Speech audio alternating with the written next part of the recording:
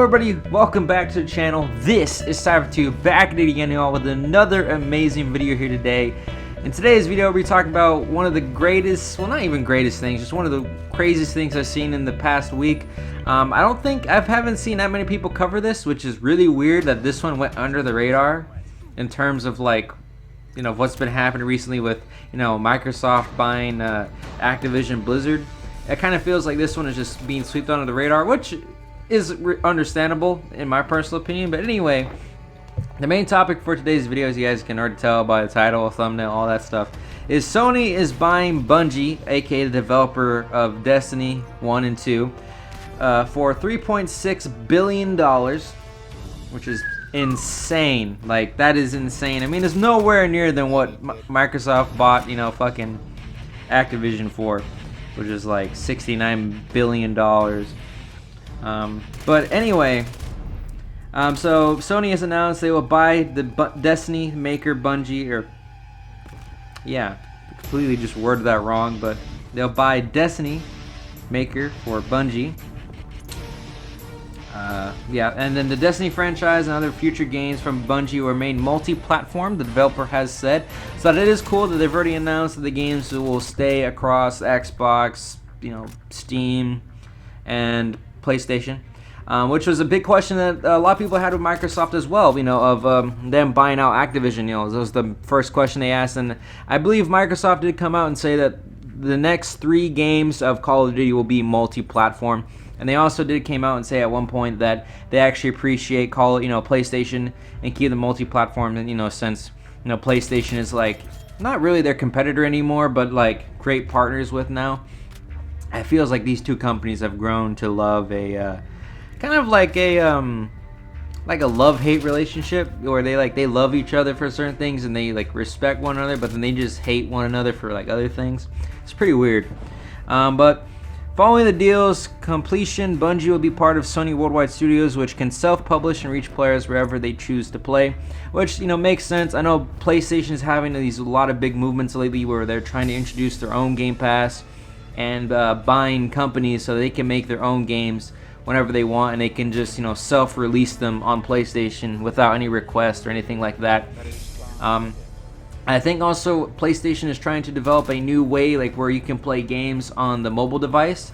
I heard, or any like devices and stuff like that, as long as you have like a PSN app. I heard PlayStation is trying to come out with something like that with the Game Pass that they're coming out with, which should be coming out, I heard, within like 2024 is their version of the Game Pass. And I believe with PlayStation's version, they're gonna have like different types of versions. So like they're gonna have like ones where it's gonna be PlayStation games, and then there's gonna have one that's gonna be like PS2 games and stuff like that, from what I heard the last time I've read on this account. But I'm gonna see so yeah, it's gonna be launched actually in 2022. It could arrive as in 2022, but its offering may not be as similar to Microsoft's offering as many gamers might assume, because I think, like I said, they're gonna have different versions of it. It's like PlayStation Now, like how PlayStation Now works is like you spend $60 for the service and you get access to stream games, but then you also have to spend another $60 to get, you know, PlayStation Plus, you know, to get online and get free games every month, which pretty recently, you know, the past year or two, every month has been at least over $80 worth of content. You know, sometimes you will not play that $80 worth of content. If I'm not gonna lie to you, it's like games that, like, you know, nobody's ever gonna play or something. But it's still at least, you know, a value over than $60 every month. So it does feel like you're actually getting your value's worth if you're purchasing both services, which personally I don't. I really don't see any purpose for me to buy PlayStation Now, because there isn't like a lot of games on there that I'm like, oh yeah, I definitely need this service, because either A, I already have it already, like I have it already bought it and then it's just released now, you know, later on, or it's not games that I'm interested in, you know, like it just doesn't interest me. I don't really think the service is, you know, fully a good thing. It could be a good thing if that's like all you got and you're just really into like that kind of style of gaming, but it's gonna arrive, and so it's gonna cost $60 annual PlayStation benefits, a second tier with a catalog of PlayStation 4, PlayStation 5 titles, and a third tier with benefits plus a catalog of older titles from the PlayStation, PlayStation 2, and PlayStation 3.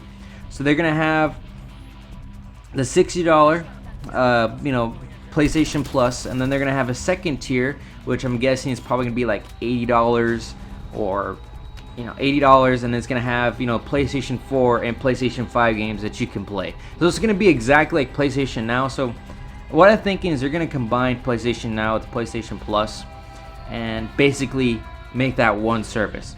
And they're gonna have another tier, which is the third tier, which is the highest tier that they got, and it's probably gonna be like $90, $100, estimating here. But basically, it's gonna have second and first tier benefits, which is PlayStation Plus, PS4, PS5 games. So it's gonna have PlayStation 1, PlayStation 2, and PlayStation 3 games, which is gonna be amazing.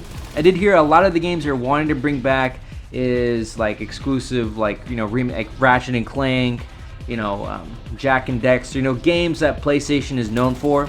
They want to bring those back onto the newer consoles. I think I've heard rumors of even all of the God of Wars coming back, and being available to play on PlayStation 4, which is amazing to me, because I believe it's gonna be, because I've been wanting to play like God of War and stuff like that, but I don't always have access to my PS3 or PS2 to where I can play those games.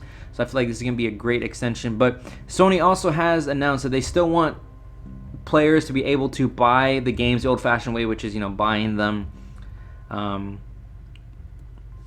So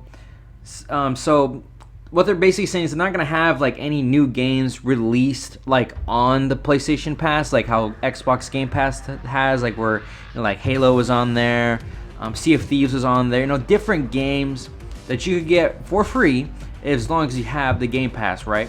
Even if they were just a newer released title game, Sony is not gonna have that feature, unlike Xbox does.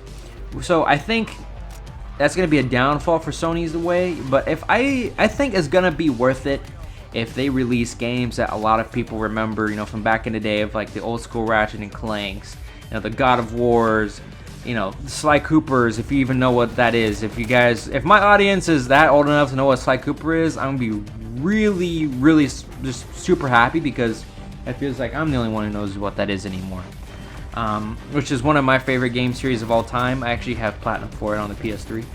But anyway, I just feel like it's going to be a lot more options, but I don't think it's going to be a great way of allowing players to get more out of it, because I think this whole tier system is going to get really confusing, is really going to set a lot of players not purchasing the service. But basically the big news I want to talk about is that Bungie is being bought by PlayStation. And I feel like this is a move that PlayStation and Activision, or not Activision, but Microsoft are doing, where they're going to buy a bunch of these companies, right, and own these companies, and they're going to have them still sell multi-platform, but the main profit of these companies and money is coming from that console holder, right? So it's going to be, they're basically, this is like a, or basically like all the money they put into the game, they're going to get back from their own console, right? But they're going to make a ton of profit off of the other console themselves, right? Because think about it like this way. When Activision was its own company, it was getting money from PlayStation and Microsoft, right? But now they're going to have Microsoft backing them, so they're pretty much going to have unlimited funds. But they're going to get a ton, but Microsoft's going to get a ton of revenue from PlayStation players. And same thing with Sony now buying other companies. They're going to get a ton of money from Microsoft players or Xbox players. So I feel like this is the way of, they're both trying to like agree with one another, but they're both trying to one up each other in like sales and like profit is really what I'm seeing this is going to. And the one thing that scares me about this is that I feel like one of these days it's going to get so bad where every game company is going to be owned by one or the other, and they may even make it to where it'll just be exclusives. Because, I don't mind exclusives, right? Like Microsoft has Halo, right? Which is like their only really good exclusive. While Sony has, like Ratchet and Clank. They used to have Crash Bandicoot, but that went with Activision. And, tons of other games. They have Naughty Dog, so The Last of Us, Uncharted. Other great games that people are known for, but Microsoft really doesn't have any. So I feel like Microsoft may be doing this just to compete with Sony. But we'll see in the future, guys, of what this entitles. But that's all I really wanted to mention this video. It's a quick update for you guys since I am a PlayStation, fanboy. I do love my PlayStations. And that's a personal opinion. I respect Xbox, but I will never have one. But personal opinion, right? You can like what you like, man. I can't tell you what you like. It's all up to you what your personal preference is. But anyway, that's all I have for today's video, guys. And I'll see you guys when I see you guys. Peace out.